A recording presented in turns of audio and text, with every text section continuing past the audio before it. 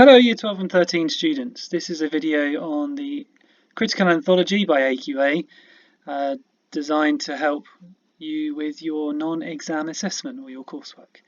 A couple of students have asked for some guidance with regards to the literary value in the canon section, and as we aim to please, I thought I'd make a short video on that and explain what it is. I'm just going to read the first section. I won't read all of it, it will take too long, but let's see what the first section says. The literary canon is often understood to mean the group of authors or works that a consensus of academics, historians and teachers recognise as worthy of study. These are texts that are regularly in print, studied for school examinations and in universities, and which have status. And I might just pause there. The canon is, in essence, a group of literature and a group of writers who have been considered more worthy than others. The best example of this is William Shakespeare. Shakespeare has to be studied in Key Stage 3, Years 7 to 9, Key Stage 4, Years 10 and 11, and Key Stage 5, Years 12 and 13. It appears in every single exam specification and has done for the last, too many years for me to count. It is a text that is considered worthy of study, and Shakespeare has been recognised as such by academics, historians, and teachers for a very, very long period of time. So, if you consider over the last number of years the kinds of texts that you have been taught in your secondary school, you will have come across writers such as Charles Dickens, John Steinbeck. You will have looked at poems by the likes of Wilfred Owen, Simon Armitage, Carol Ann Duffy. You know, these are more modern poets who have been considered essential and therefore part of a canon, a group of literature that's considered better than other parts. So, to put this into some context, if you go to Sainsbury's, hopefully you're socially distancing while you're there, but if you go to Sainsbury's and you go to the book aisle, it's unlikely that you're going to find the classics. You're going to find what might be described as airport reads. Quick, easy, throwaway fiction that occupies you for a short period of time, but once that has been read, then you don't really think too much of it. Your NEA requires you to do two pieces of work, one on some poetry, one on some prose.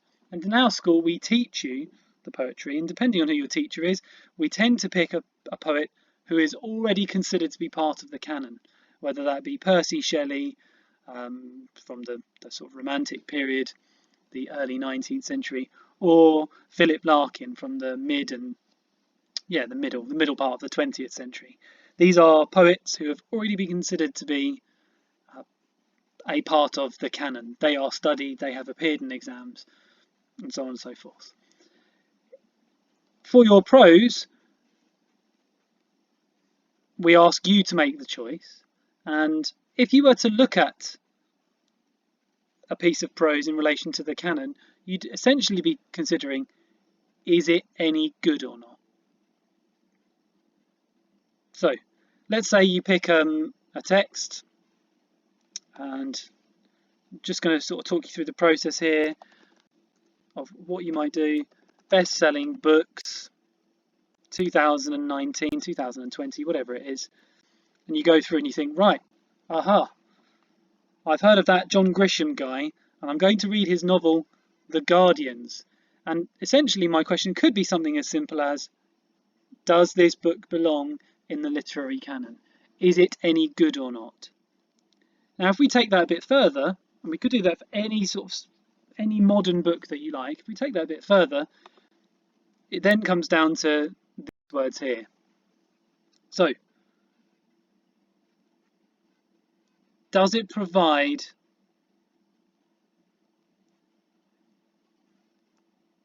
more than just enjoyment? So these are the words: aesthetics, pleasure, art and beauty. And if you read through this section here, you'll see words like, let's go to the art section here. Initially the term art, so I'm here, had derived through French from a Latin word meaning skill, technique or craft. So art initially was about anything at all. And then what this particular section does is talk you through how the word art has changed over the years. So art was being used, we're here in the middle, as an umbrella term for what were now being called the fine arts as opposed to the applied arts. So architecture is different from building, sculpture is different from carving. And in literature there are kind of different versions of writing. There is some writing which is considered literary, which is considered grand, which is considered just plain straightforward, better, more intelligent than other pieces of writing and other pieces of literature. So as we move down here, you'll see this section here about for English studies, and I'm just going to finish with this. It says the legacy of the division between what art is and what it's for has been profound. So they're referring there to whether art should serve a purpose or whether art should be for art's sake. That's the legacy, that's the division that's been profound.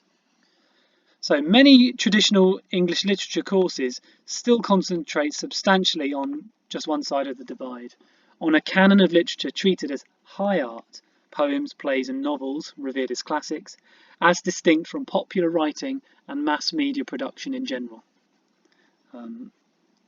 There you have it. All the latter tend to be treated as artisanal, applied, commercial and ephemeral. Ephemeral, speech is ephemeral. Once you've said it, it's gone. Can't get it back. And therefore they get left to, media studies. That's what my history teacher at school called media studies. He was always very dismissive. And these are attitudes that pervade and always have done really, and I suspect always will do. What do you do of an evening? Do you read a book while you're in lockdown, or do you watch the telly box? Do you watch Netflix? Because one is considered more learned and valuable than the other. I'm an English literature teacher who probably watches Netflix rather than read the book. Anyway, so poems, plays and novels are considered as a kind of artistic thing. They're fine, they're sublime, they're timeless, and the latter is not. So the narrowed sense of the aesthetic, meaning tasteful, refined and discriminating, has played a crucial role in maintaining the boundaries.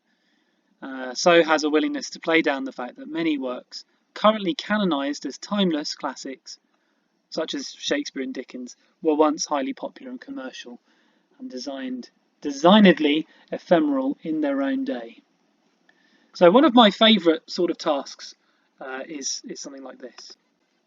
One of my favourite novels of recent years, this is just a personal choice, it's not called Slow Novels, it's called Slow Horses by Mick Herron. I enjoy very much. Good bit of crime literature, it's comic, there are elements of satire to it. It's part of a series as well. It's I suppose, a kind of literary crime fiction. And perhaps the context to explain here is that crime fiction was once upon a time seen as the poor relation of literature. Why? Because it was printed on the cheapest paper, the pulpy cheap paper, mass-produced, distributed everywhere. People would read it, leave it behind in their hotel or their holiday home or whatever, wherever it was. So one of my favourite sort of tasks to do with something like the literary canon is to pick a piece of modern literature which isn't part of a group of classics yet, and consider questions like this.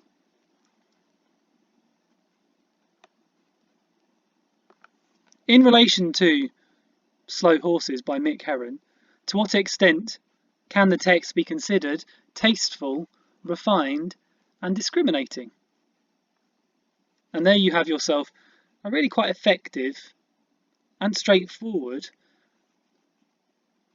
piece of prose coursework for your NEA. I saw this done a couple of years back with this text here.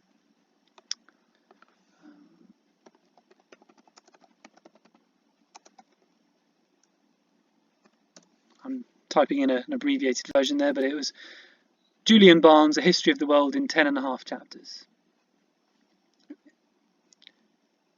This particular question had the added benefit of it being by Julian Barnes, who is considered quite a literary writer in his own right anyway, already. But of Julian Barnes's work, the text and the question was fascinating because of those 10.5 chapters, they weren't all about the same story. It's a collection of short stories. Typically, I think it was, if I remember correctly, there's one idea or theme that runs throughout each of those stories, but they're all entirely different. They serve different functions, and then it becomes a question of, well, does the genre of the short story within this construct of larger prose fiction, is that valuable? Is that good?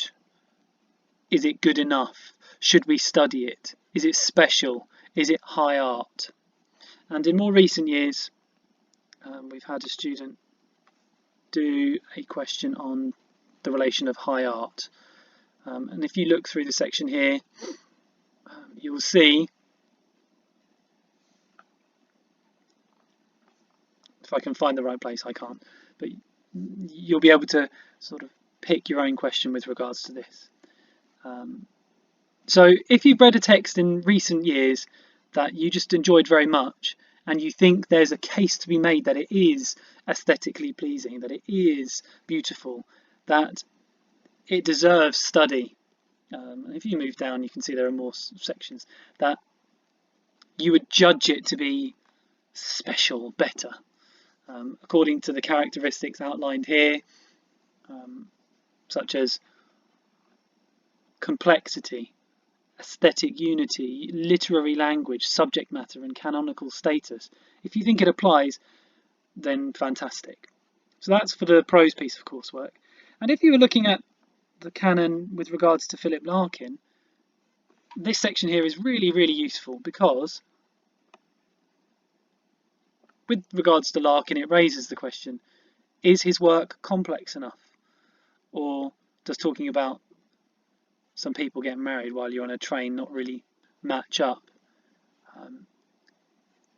Is his work literary enough, literary language, or does all the profanity, all the swearing, all the vulgar language, does that undermine it? Is the work great if it's discussing young kids fornicating? Is the subject matter great if it's about a man sort of looking at pictures of young women and admiring them? Is that great? So that's where the literary canon comes in, and that's where you have a chance to discuss value and whether you think texts are valuable and which texts those might be. I hope that's been helpful. I'll leave it there. Should you have any further questions or things that you're not sure about, then email me, ask, and as I said, we aim to please. We'll try and record something that guides you, pushes you all in the right direction. Thanks very much.